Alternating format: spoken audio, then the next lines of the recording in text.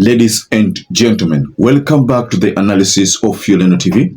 I hope you're well from wherever you're watching this channel. Now, almost 2 weeks ago, Kimani Ichung'wah addressed Parliament, and in his address, Kimani Ichung'wah said there are other chairmen of other committees who are supposed to be impeached. And we knew that back then Kimani Ichung'wah was trying to target NDINDI Nyoro.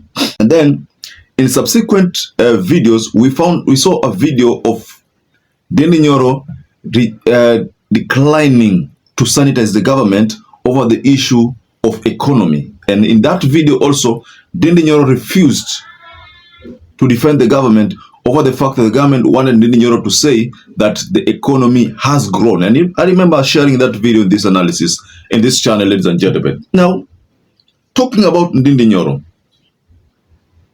there's a statement that NDINDI Nyoro unleashed in Parliament, and this was some kind of a response to the government. NDINDI Nyoro was trying to address the government indirectly, trying to capitalize on the fact that there are things which the government ought to have done and have not done, and also at the same time trying to create an impression that he is not attacking the government.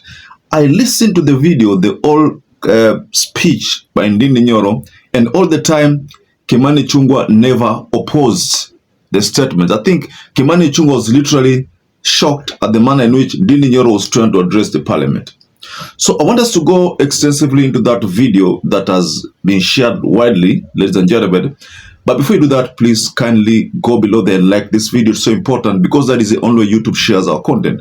Subscribe to our channel if you had not subscribed before, and to existing subscribers, thank you so much for making this channel grow, because without you, this channel wouldn't have grown. Now, NDINDI Nyoro has been a target ever since Rigathi Gachagua was ousted because of reasons I told you in my previous analysis, and I don't mind sharing again here. We all know that NDINDI Nyoro did not sign the impeachment motion, did not vote the impeachment motion, did not make comments that are supposed to, stop Rigathi Gachagua in any way. But NDINDI Nyoro at one particular time surfaced with a tweet and said that he cannot sacrifice a brother.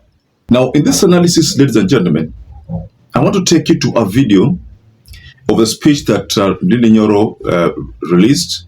And in this speech, Kimani Ichung'wah, being in attendance there, was caught off guard.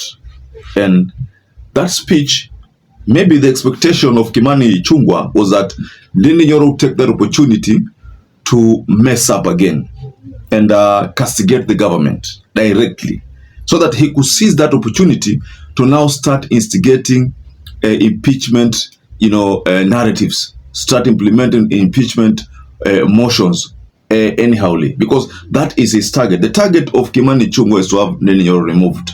That has been confirmed in so many speeches he made, so many, in fact, in so many occasions. So the thing here was that NDINDI Nyoro was supposed to make a statement that was going to be contrary to the government's position. And then Kimani Ichung'wah would take that opportunity, or seize the opportunity, and make sure that they start the process of doing whatever they did to Rigathi Gachagua. But NDINDI Nyoro is one of those persons who don't care. I think basically from his position, that he pronounced previously, it's said that he's not bothered by this position that he holds, that he's given, the chair position of the budget committee. It doesn't matter if he's removed, it's okay. So I want to take you to this speech by NDINDI Nyoro. Then you'll analyze how carefully NDINDI Nyoro is trying to balance between supporting the government and not supporting the government. Supporting the government and at the same time supporting the county government. That is the game plan that I could tell from NDINDI Nyoro. So maybe just take your time and watch this video from NDINDI Nyoro.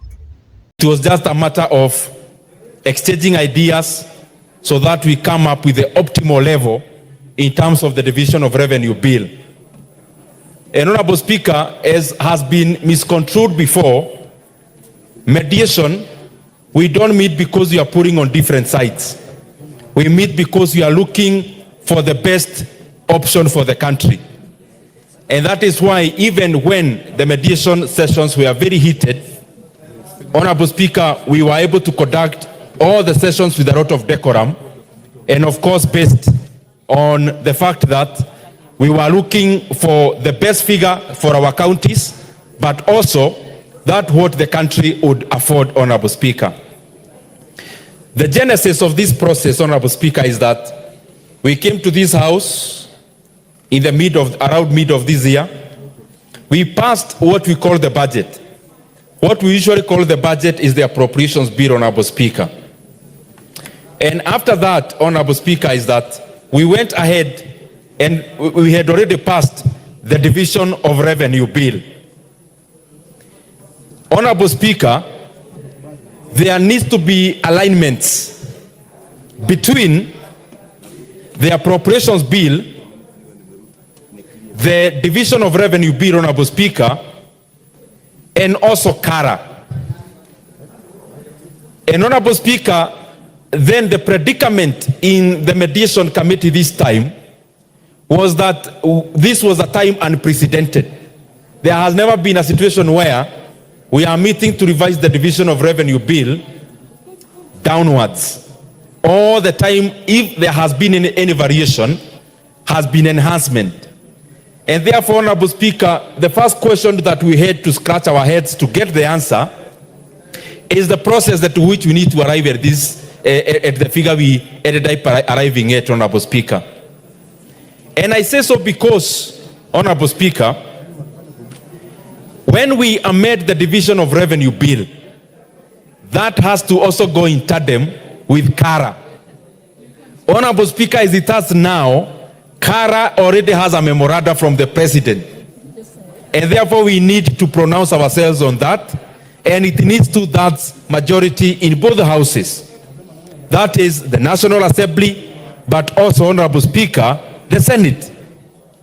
And we, first of all, had to find a pathway that even before we talk about the content, we needed to be sure that the pathway after the conclusion of the mediation committee will be anchored in law and will be anchored in the documents that you've already passed.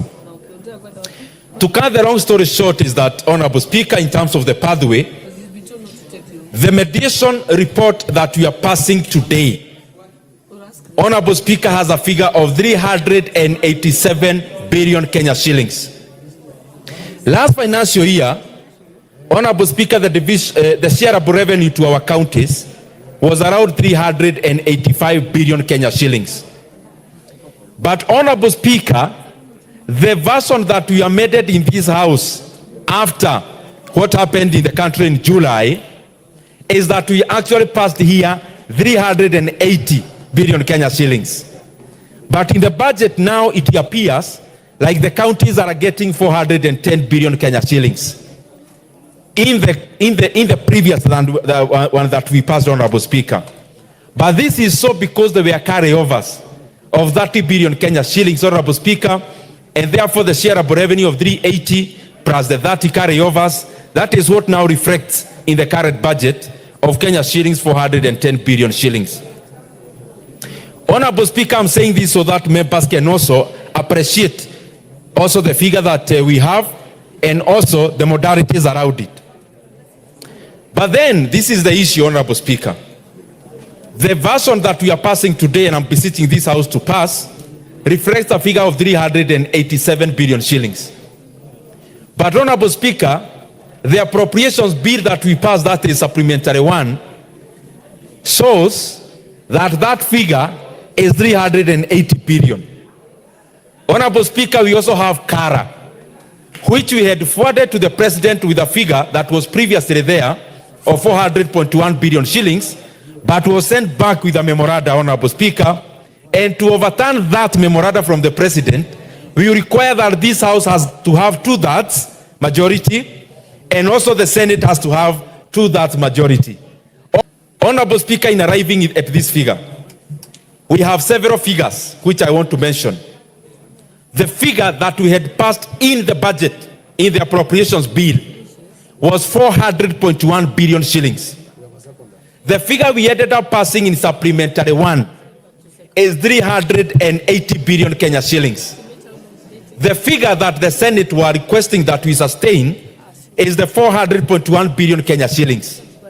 But, Honorable Speaker, now we have a figure of 387 billion Kenya shillings, which is an enhancement from last financial year of around 2 billion shillings, but an enhancement from what was already passed in this House, Honorable Speaker, of 7 billion, because we had passed 380 billion Kenya shillings. But Honorable Speaker, this figure also is higher than what is required constitutionally. Based on that video, ladies and gentlemen, one would easily say that Kimani Ichung'wah was caught off guard with this kind of statement. The expectation by Kimani Ichung'wah would have been kama ile wakati Nyoro akasema kwamba mimi I cannot be used to convince Kenyans that economy is growing. If economy is growing, they should feel it in their pocket. That statement that has been circulated widely, that is the expectation that maybe Kimani Ichung'wah had that Nyoro would make in parliament. And that by doing that, hiyo ingepatia Kimani Ichung'wah fursa nzuri ya kusema sasa huyu mtu mpaka tumtoe kwa sababu anaibisha serikali. Lakini aliplay kadi yake vizuri, kama umesikia kwa hiyo video. Aliplay kadi vizuri, akahakisha kwamba hawa watu na wachanganya. So there was no way Kimani Ichung'wah could attack Nyoro in parliament again, or rather confront Nyoro in parliament again, because of making a statement that does not conform with the government or reality. So, ladies and gentlemen, I don't know what's your take in regarding that statement that Nyoro released in parliament. Just go below in the comment section and you can offer a reaction on that. So perhaps if you're watching this video and you've not subscribed, please take 1 second and subscribe, like this video. Until you catch up again, stay safe and stay blessed.